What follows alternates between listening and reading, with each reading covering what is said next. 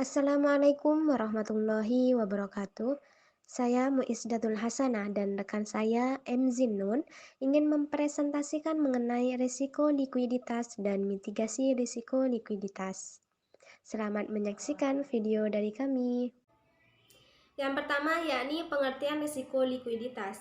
Dalam hal ini ada beberapa yang mendefinisikan mengenai risiko. Jadi menurut Abbas Salim, risiko itu sendiri adalah ketidakpastian yang mungkin dapat menimbulkan suatu kerugian.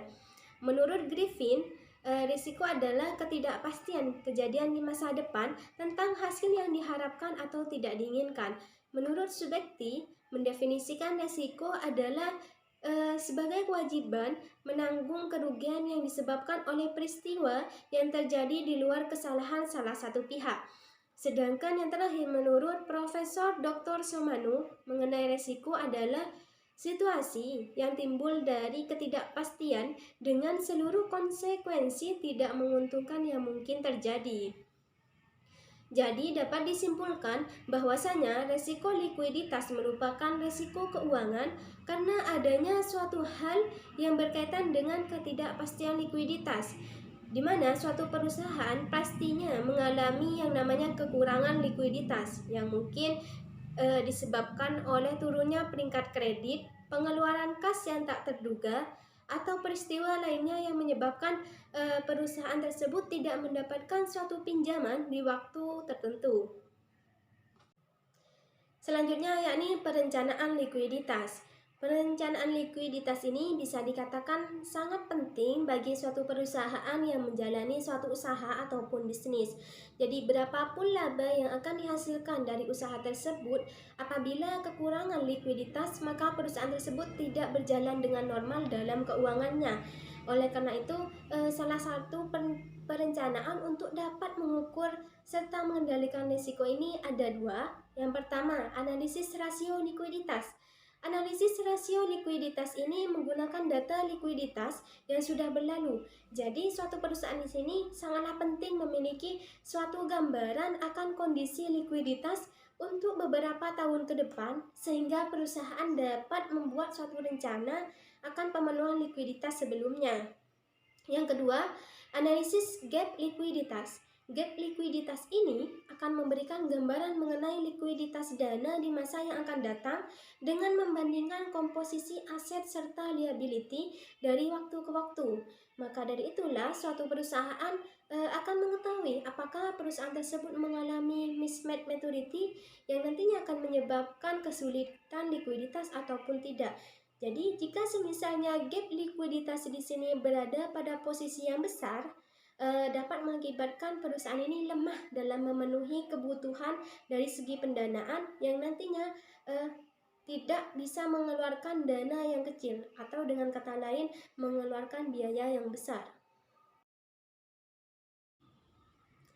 Penyebab terjadinya risiko likuiditas. Nah, di sini ada beberapa hal yang menjadi penyebab terjadinya risiko likuiditas.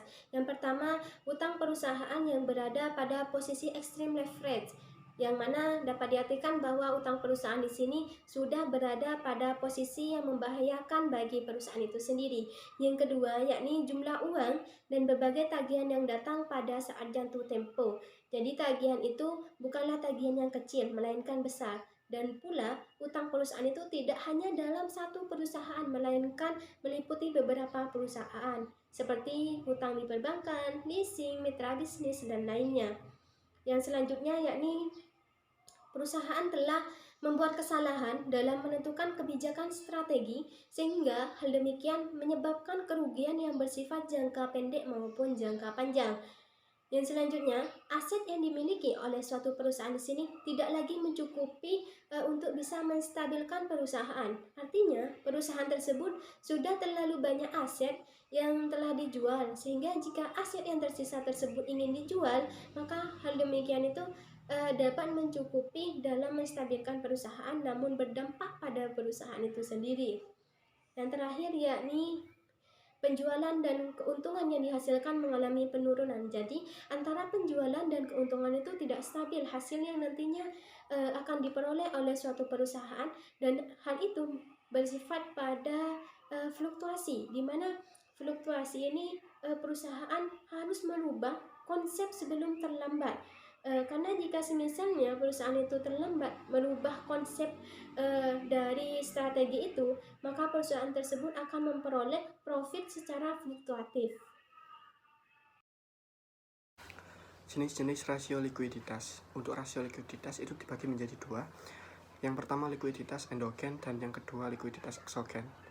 Nah, untuk likuiditas endogen itu merupakan likuiditas yang melekat atau inherent pada aset itu sendiri. Tidak hanya itu saja, pada likuiditas endogen ini berhubungan dengan kemampuan suatu perusahaan untuk bisa menjual asetnya di pasar yang liquid secara cepat serta pada bid atau offer spread yang kecil tidak terlalu dipengaruhi oleh besarnya transaksi.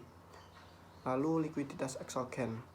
Likuiditas eksogen atau exogenous liquidity adalah likuiditas yang biasanya disebut dengan funding liquidity atau pendanaan likuiditas, yakni suatu ketersediaan akan kredit untuk bisa membiayai pembelian aset keuangan.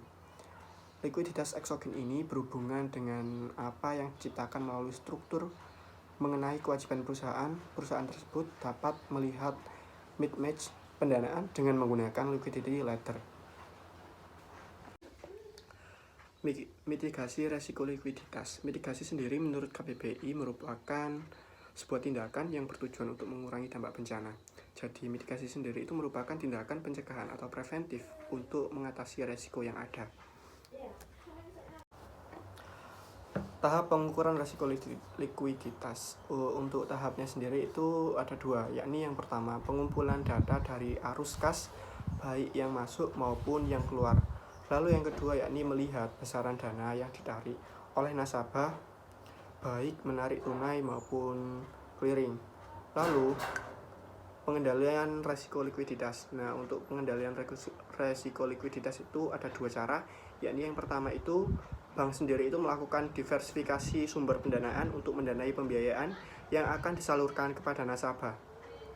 Diversifikasi tersebut itu dapat mencakup berbagai jenis dari produk simpanan dari dana pihak ketiga dalam jangka waktu mulai jangka pendek dan jangka menengah serta jangka panjang. Harus adanya keseimbangan diversifikasi pada sisi sumber pendanaan dan penyaluran dana. Lalu yang kedua, untuk untuk pengendalian risiko likuiditas yaitu bank itu dapat menggunakan berbagai skema pendanaan jangka pendek itu seperti penggunaan akad mudharabah dalam jangka pendek sesama bank Islam.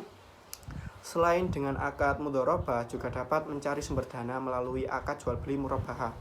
Selain kedua skema akad tersebut, akad wakalah juga dapat digunakan dalam menutupi kekurangan likuiditas.